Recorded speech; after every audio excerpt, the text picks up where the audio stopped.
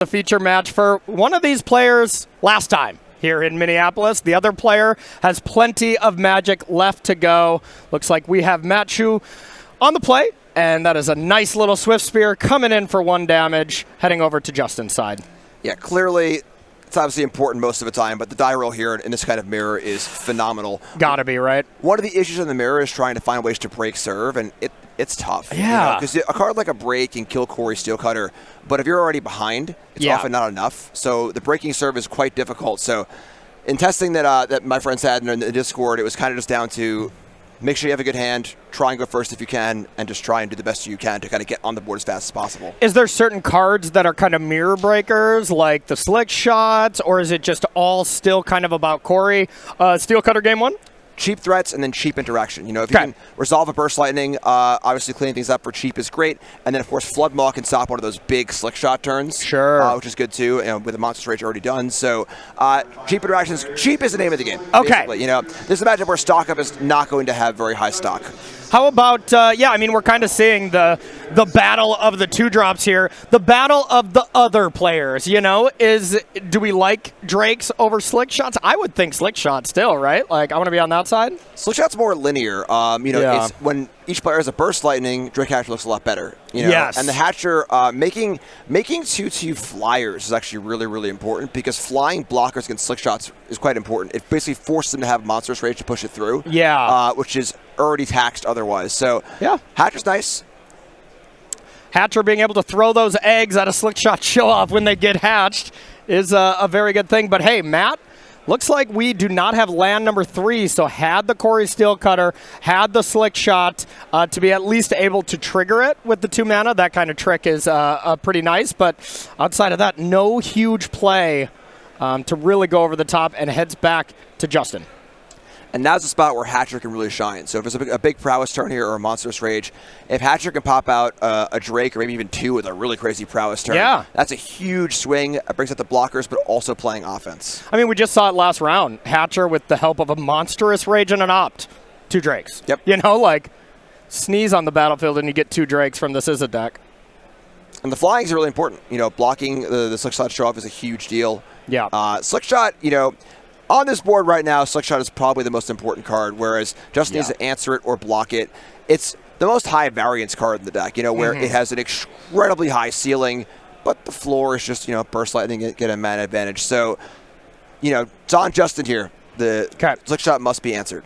And Justin kind of has the ability to, you know, kind of take the play back with the missed land drop from Matt. This can be Justin's really extremely great turn.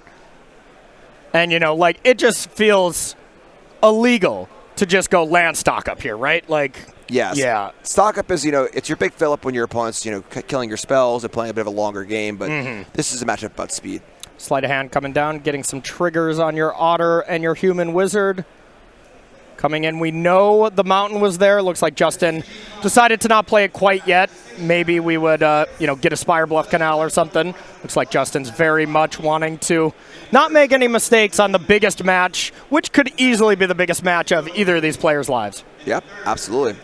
And it seems pretty clear that Justin's not rolled up to take care of his Slick Shot just yet. I mean, considering cantrips, I'm not sure what the discussion here is about. Yeah. You see the Verge has been tapped. I'm not sure what we're using it for just yet. Okay. Some mat is floating. Yep, being tapped. And there is an Opt. I think Justin's been playing the game for a while. Yeah, I mean, that was a pretty quick bottom there. Knows exactly what he's looking for. I mostly meant his art choices and stuff of cards. Oh, sure. Sure. You're always focused on those lands, you know? Yeah. I'm even talking that Opt. That's a nice kind of old school one. And we have 2 attackers coming in with the Canal being brought up. And hey, look at this. This Opt. This Canal was almost assuredly found off that because that Mountain was about to get played. So, you know, nice kind of pullback there from Justin and recognizing, hey, I might draw this Canal. Let's pull it back a little bit. Nice clean sequencing. One of the things that it's a little harder to do under pressure, you know, it's the little bit the minutia. When you're under pressure, you're feeling a little strain. those little things are kind of hard to get right. So yeah, good heads up play by Justin. I mean, it's definitely that. Sometimes I find myself in these scenarios, you know, definitely more in my early career as well, is like I'd be thinking about the board state and then thinking about thinking, and then I'm realizing, oh, I'm not focusing on what I'm doing, you know, like I let the moment kind of eat me alive at times. Speaking of eaten alive here, Monstrous Rage on Draycatcher once again. That's a lot of counters. Yeah, and it did get chumped with one of these Prowess Monks, so only 5 counters instead of 6. Of course, important to note, those are not plus-on counters. Those are egg counters or whatever kind of counter they are. And you can remove 3 and make a 2/2 flying Drake. Yeah. So 1, 2, 3, 4, 5, 6, 7. It should have been 7. Yeah, 5 damage. Okay, all right. I was just double-checking that. So we have the ability to make 1 Drake. That Drake can get in front of the Slick Shot show-off. But now it's Matt's turn. You know, I feel like they each just take turns, be like, all right, I'm going to try to do all the cool kickflips. Cool, that was awesome. Now your turn. Yeah, not removing Slick Shot was definitely, you know, a downside of Justin's last turn. It was a pretty good turn. You know, having a big Drake hit like that is great, but Slick Shot show-off as a card doesn't stay in play for long. It's usually either your opponent kills it or it kills them. Yes. So Slick Shot's up to 3 power. We do we see the tapping with the pen. You know, doing the counting here. Monstrous Rage represents +5 on Slick Shot and tramples over that Drake pretty easily. Burst Lightning kills the Drake to go over it. So, lot can happen here.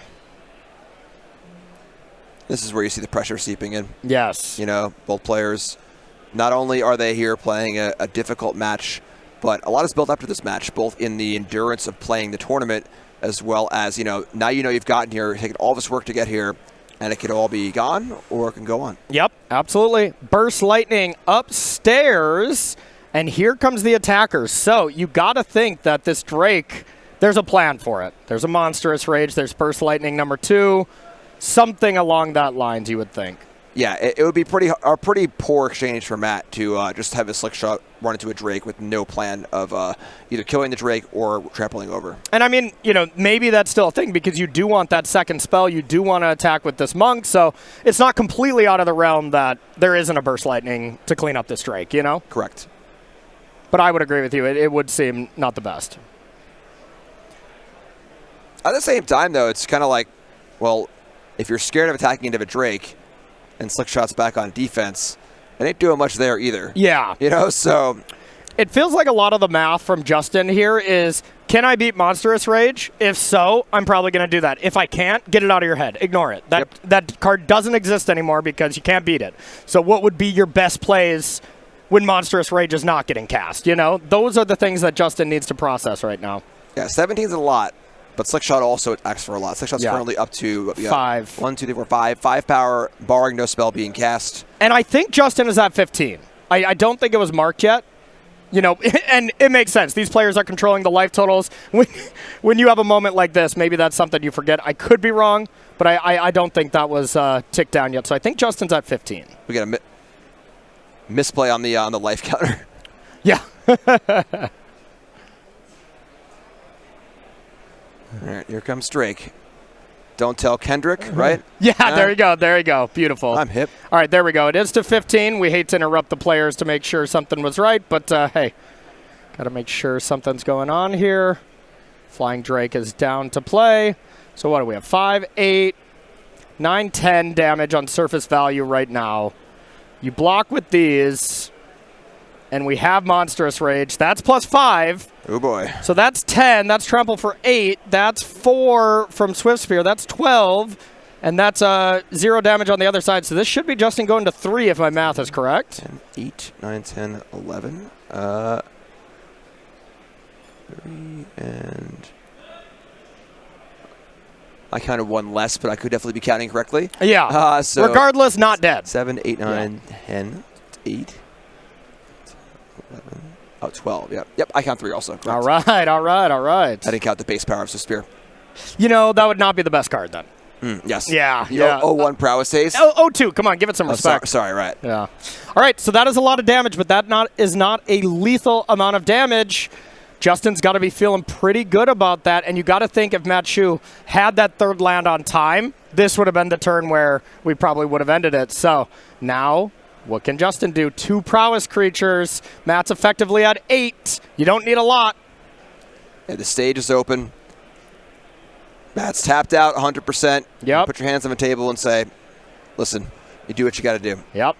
I like how Matt played that. And Matt did a lot of things. 3 spells, Burst Lightning to the face, Monstrous Rage to tie the room together. You know, of course, if it was 2 Monstrous Rages instead of Burst Lightning, we might not be playing any more Magic. But Justin probably doing the math, double checking, triple checking. Oh, boy. Yeah, that's 3, 6, 7, 8, 9. That's 9. That's a lot. Oh, wait, the roll on the Drake makes it 10, huh? There's a lot. Yeah, this is just a lot. I mean, it's worth... Exactly. 6, 7, 8, 9, 10. Yep. Exactly's taken down, and Justin Parente 1 game away from taking this down. And Justin was on the draw, broke serve there. Yeah, it's very important. You know, the missed land drop is... Missed land drop was big, really, you know, yeah. You know, in a lot of matchups, you know, that wouldn't matter as much. You know, you've got a little more time, a little more pacing. But in the pure mirror, you know, you're kind of just bashing your heads against each other. Yep. And however we can do it faster, we'll get it done. All right, pure mirror, starting with Matt. Shoo, what are we sideboarding here, Jim? So his hatchers are coming in. You know, honestly, we have the barrage there. Barrage is kind of a weird one where it kills hatcher cleanly. Okay. And it can kill the otters, but doesn't hit a lot of the other creatures. So you want a way to kill the drakes, but it's a little tough in that regard. Nemesis looks pretty good as well. A couple extra torch towers. Torch, another card to help break serve. These 1-mana removal spells. You know, the turn where Justin cast a bunch of cantrips, had a good turn with the Drake Catcher, but didn't remove the Slick Shot show-off, was almost devastating. Yeah. You know, really, really close to the on the edge of a knife there. Ended up working out, but imagine if that last spell had killed the Slick Shot. Yeah. You know, or some spell in there killed Slick Shot. So it dealt 8 damage, you know, so. Exactly. Probably turned dealt 8. So torches are pretty good also. You know, just really is about cheapness and efficiency. I would not be surprised to see a lot of stock ups go out. You know, it's really just about cheap stuff. Get on the board, kill your opponent's stuff, and just play more spells and use your mana more efficiently than your opponent. Yeah, it kind of just feels like, you know, is it Phoenix mirror matches that we see in Pioneer Explorer? You know, very similar avenues there. Anything special from Justin's side? Or not so much? I mean, you get the Abrades. It's funny because Abrade obviously feels like a great card to bring in. And it kills Steel Cutter. It can kill a Drake Catcher sometimes. And it's obviously coming in. Kills everything, yeah. But I don't think that Axis is that important. Okay. You know? Whereas we've seen, you know, other decks playing main deck Lorans and stuff where killing the Cutter was clutch because you want to keep them off of that avenue. This match is so fast. Yes. That, you know, if they get a token off it and attack and you kill it, they still have a token in play. That's a big deal when they're just burst damaging over and over and over again, too. So a Braid's coming in, not going to be as important. And again, Torches, same idea. Obliterating Bulk come in, honestly, is a way to kill Hatcher. But yeah, it mostly just cheap removal. Clunky stuff comes out.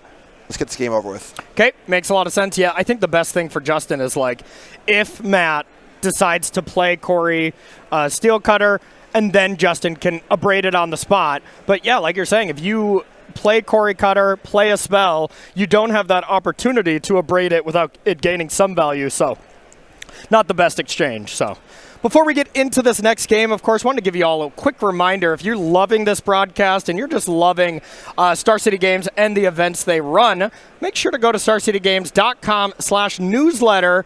Not right now, if you only have 1 monitor, but if you got 2 monitors, do it right now. You know, but we want to keep you here on this broadcast as you're not going to want to miss anything. But you'll get up-to-date information on flash sales, next events, as well as what kind of sets you can order and pre-order here at Star City Games. Y'all have phones, don't you? Yeah. Take out your phone and do it on there while you're watching the broadcast. No problem. There we go. Jim is a multitasker and really helping y'all out there. All right, everyone, collectively, let's take a big, deep breath in. All right, including these players, you know, let's all have a great game and a nice focused up broadcast here while these players get ready to go. Tough for Matt, too, where, like, you know, say you win game 2 in the play here. Yeah. Now you got to win game 3 on the draw also, which is tough, you know. So I think the cheap removal that's coming in from the sideboard helps the players break serve a little bit, which is important. But it's still a pretty, if this is just a fireworks matchup, this is just a, you know, bombs are going off, things are going crazy, boom, boom, boom, boom, boom, it's over, you know. So going forward, you know, maybe into our next RC, is there some kind of, if we expect Izzet to be the same numbers, which, you know, Izzet didn't dominate, completely like we maybe thought with 35% or whatever, but it had a perfectly fine weekend and perfectly fine to good. It was still a good weekend for Is It Prowess. Nothing really is going to indicate that, hey, this deck's going to fall off by the time it comes to Hartford. So is there a mirror breaker? Do we get to that point that we're pre-boarding? Do we put stock ups in the side or something? Where do people go for Hartford that want to continue to play Is It Prowess? I mean, Draycatcher was the tech for this tournament, okay. You know, and it is pretty good in the mirror. We saw there, it was good. It still almost wasn't enough, you know. Yeah. I mean, the missed land drop, you know, a little more on Matt's side probably takes the game down. It's good, but not super exciting. It's tough, you know, because you can try and add like more bigger stuff, play more removal spells, you know, be a little less all in on the creatures and be a little more controlling. Because if you can get that spot where you can pick off the Seal Cutter, you can kill a creature or two, lean on stock up a little bit more.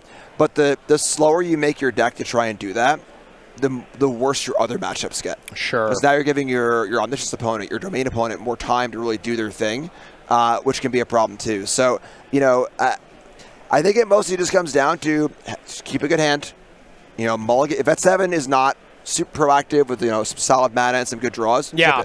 You know, I think card quantity not going to matter as much here. Just kind of get it done. Hey, if the die roll is that important, the one thing that these players definitely have going for them is, well, this was 7th and 8th in the standings, right? Mm-hmm. 1st through 6th drew. 1st and 2nd had higher records than you already, so they'll be higher seeds, but winner of this is probably in 3rd or 4th. That's right. So that is the play, getting it started for a couple of rounds. So, well, it sucks to not shake hands with your opponent in that last round, and you got to, you know, just go to the table, play some Magic when you thought maybe you were already in. That's not a good feeling, but the prize is you get the play if you do win. And, of course, if you lose, you're out. Yeah, in top 8, higher seed always has the play. There are no die rolls. So there's a huge advantage to being a higher seed. Especially when you're playing a deck like this, you know, some decks don't care that much. Yeah. You know, obviously being on the play is ideal in most scenarios, but some decks are not that big on the die roll, where some decks are huge on the die roll. And of course, Is It Prowess being one of them. Yeah, and hey, I mean, there's been matches, not for many years, but there's been certain matchups, Rakdos mid-range mirrors, where people have taken the draw. You know, so it's not too out of the realm that the draw isn't the absolute worst place to be. That was years ago. Things have changed a little bit. Cards are just a little bit more powerful and proactive these days. One of my favorite things is taking the draw. I'm a huge fan of any kind of sealed. When I can have any reason to take the draw in that limited format, I'm all about it. A lot of removal. Maybe I have some sweepers. Format's a little slow. Give me the draw. Give me that extra card. Love that extra card. Yeah. Standard, I haven't found a good reason to do so in quite a while, but, you know.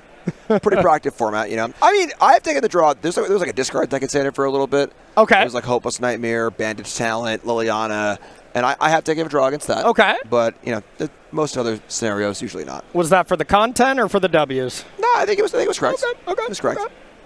Well, Justin thinks here, I got a little story for you.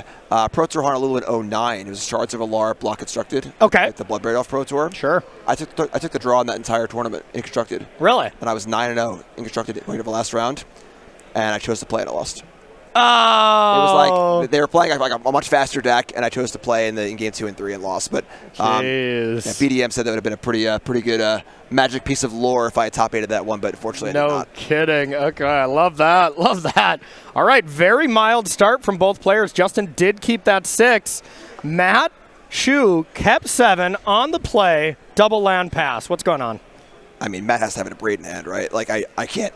This is like blowing my mind. We just spent an hour and a half talking about how all that matters is speed, and both players are playing Drago now. Yeah. You know.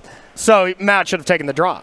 Yeah, I mean, trying to make us look bad. There actually are. Matt does not have the braids. Justin does. That's true. I mean, counter spells. Spell Pierce, very possible. Good cutter answer, but I'm floored right now. Yeah. Speechless. Yeah. What is it? If Matt goes stock up, I'm leaving the booth. Yeah. Okay. This makes more sense because this is Matt had Corey Steelcutter almost assuredly last turn. Didn't want to fall victim to that play that we were talking, a braid, get no value type thing. So okay. And we're all aboard. There is a bit of cat and mouse too, where once one player doesn't do something, the other player assumes they have a Spell Pierce or a braid, so they don't do anything, and it kind of cascades. Sure. Justin plays land 3. And it made sense that Justin didn't have the turn 1 play, as just had Verge Mountain. You know, no ability to play Storm Chaser's Talon, at least face up to us right now. That's one of the things about this deck, too, where, like, the mana isn't that good. Yeah. You know, like for a 2-color deck. Yeah, there aren't that many colorless costs in this deck, and you know when you're playing, you know, whatever 5 island, 5 mountain, you know, like sometimes you want to cast some blue spells and have some mountains, and vice versa. All these Izzet gamers were like, "Can you please flip these blue-red Verges around for me?" Yep. Blue on the front, and then red when you get either a mountain or a island into play would be so much better for this deck in particular. And here it is. Corey on Corey violence here, both having a steel cutter. What is the follow-up here? Are you trying to deal with a monk or kind of a cantrip? That's probably the decision here from Justin. Kind of wild, that was. I mean, I guess the pacing of both players having cutter, and I guess not having a 1-drop and then not having a castable 1-drop, does shift the script of the game a lot. Lithomatic Barrage does deal that extra damage as the monk tokens are white. And there is the prowess creature. Should be a good attack here for 5. Yep, I mean, this is pretty good for Justin. Yep. You know, realistically, your goal is to have threats in play, keep the board clear. When you're casting a kill spell, you really want to be attacking also. Yes. Yeah, if you're just killing a bunch of creatures and your opponent has 1 or 2 Corey Steel Cutters, not ideal. So here is, I mean, just such a phenomenal play when you get 2 of these things going. And if you can ever next level it where you play your 2 spells on your turn, then you play 2 spells on your opponent's turn, and you're generating 4 monks, things get to be quite wild. Well, the monk solidarity here. Yep. Share my tokens back and forth. And let's see if we are getting in there. Yeah, almost assuredly. Yeah, I mean, if Matt had a removal spell for this other otter here, this would be a monumental swing of the game. Would you do it? Okay. All right. How about a Monstrous Rage? Sure. That's a lot. Monstrous Rage threatens 5 damage for 1 mana. So that should be an attack for 9. Or maybe more. Hold on. 9, right? Okay. 5, 2, and 2. Double checking my math. And passing to Justin. 15's a lot. Yeah. Yeah. It doesn't seem that likely to win from here. The big thing here, too, I think, is trample. I think Steel Cutter having trample is like the real thing that pushes the card from like a really good card to a pretty absurd card. Yeah. With both of those monks having trample, it's really hard to line up any sort of a block where like maybe you could chump block and race otherwise, but like it's just so much damage, you know. If there's a few spells next turn for Matt, and Matt's totally out of gas, all right, whatever, I guess. But like if there's a few spells, you know, and then one spell will almost beget another spell, be it a cantrip or whatever else. So yeah, blocking's not allowed in this matchup, it seems, you know? Like it does seem very difficult to do any kind of effective blocks. We stocking up here? It seems that way. Justin does not want to. Very reluctant stock up. Yeah, and I feel that pain because it doesn't seem great. But stock up into land, kill a monk maybe. You have some hope that you're going to survive that next turn, but not a lot.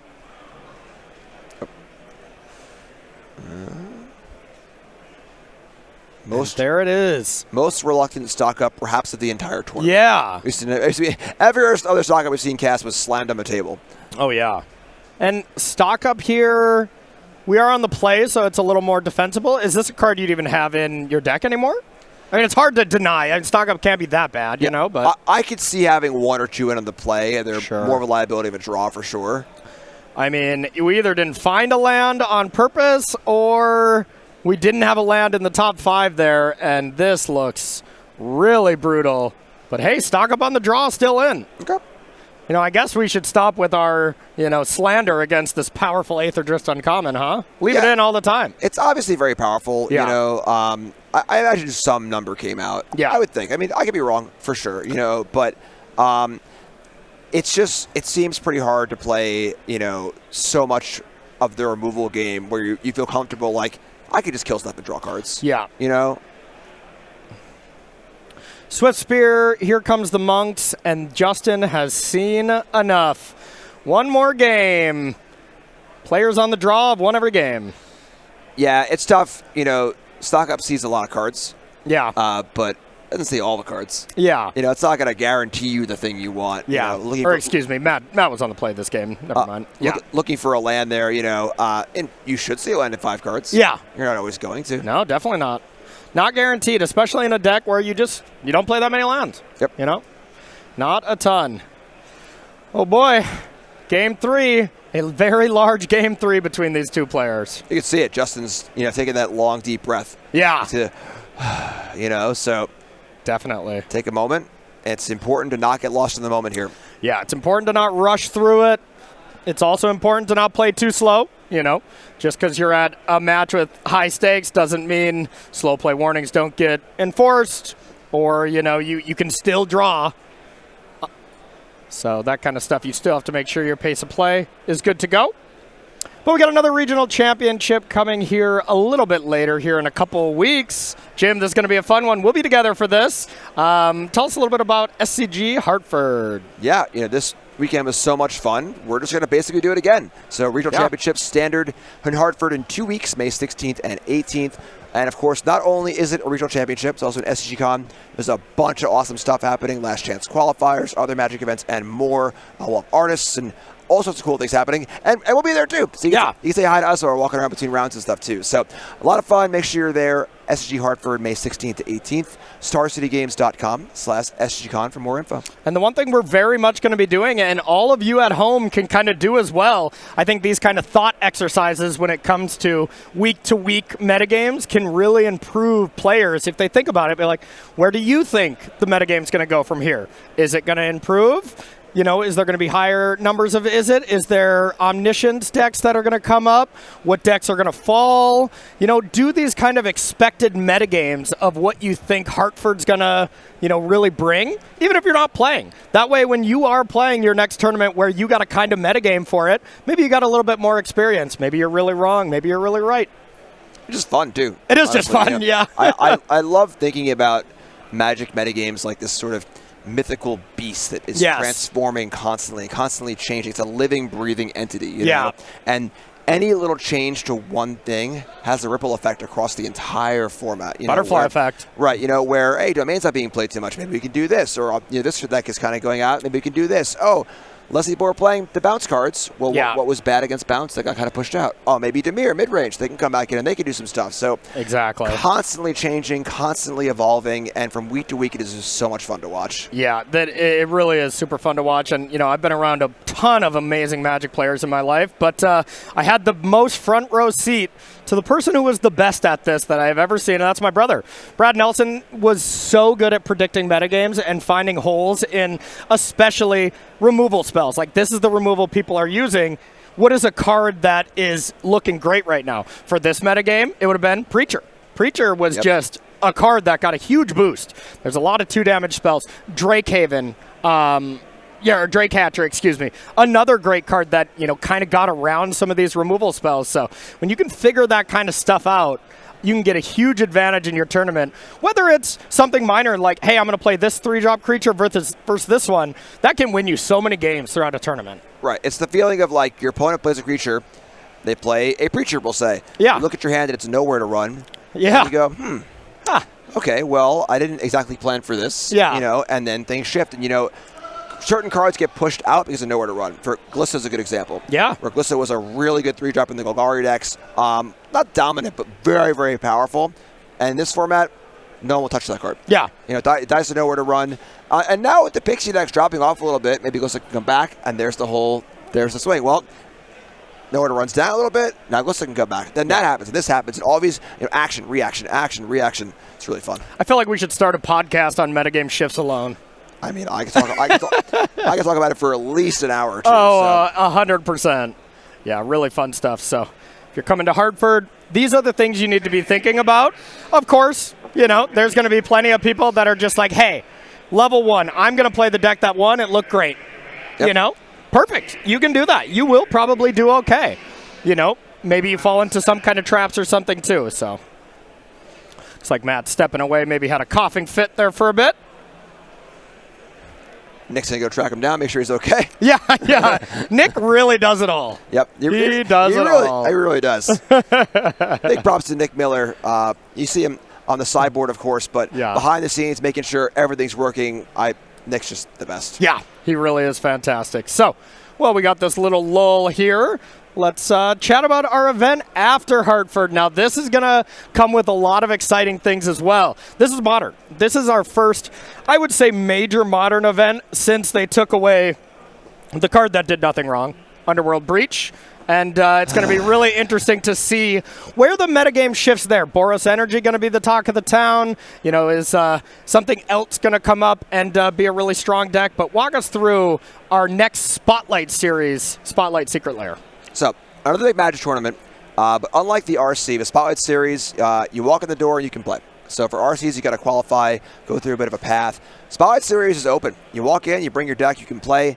Top 8 players are going to the Pro Tour, and this one has a special prize. The Always Spotlight Series has kind of a certain theme to them. The theme here is Secret Lair.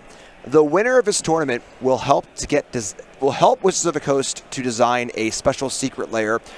What does that mean exactly? I don't know. I'm not sure if they know yet, honestly. But the reality is you'll have a hand in designing a secret lair, which is so cool. Very cool. Really, really cool. Really, really unique prize. So a lot of money, 8 Pro Tour slots, and this awesome prize, as well as just a full SCG con. Once again, just tons of awesome things to do, tons of other events. I'll probably be playing one of those mystery booster seals on Friday like I usually do. It's a great time, a lot of fun. Hope to see you there May 30th, the first in beautiful Indy. I love Indy. Great city. Absolutely great city. So one thing that I just picture is like, all right, I win this Secret Lair tournament, right? I'm just at the end of a very long desk, all these Wizards people on the other side. We got Andrew Brown. We got all the higher ups over there. And I'm just like, all right. My face on all the cards. We're not doing that, Corey. Nope, scoring, okay. Nope. Okay. All right. How about all my daughter's likeness on all the cards? I want to have a heavy hand in all the design on the creatures. And no, Corey, we're not doing that either. But like, okay. Can I pick one of the names? I'm like, all right, fine. I'm sure they're very glad you're not playing in this event. I think so. Yeah, I think so. Some more reasonable women, hopefully, and have a really cool idea, Yeah. X-Men or what? I don't know. Darkwing Duck Secret Lair. Yeah, there Let's you go. Get dangerous. There you go. I'm a fan of it. Looks like we got our players back in. We're going to jump back in the action here. Matt, ready to go. Justin taking a peek to the heavens here, getting ready to rock this. One game for all the marbles. Oh, this is a big one. Okay, let's get serious here. Looks like Matt is on the draw with a mulligan to 6. Justin appears to have kept his opening hand. And we got one game to see who is going to be in our top 8, almost assuredly.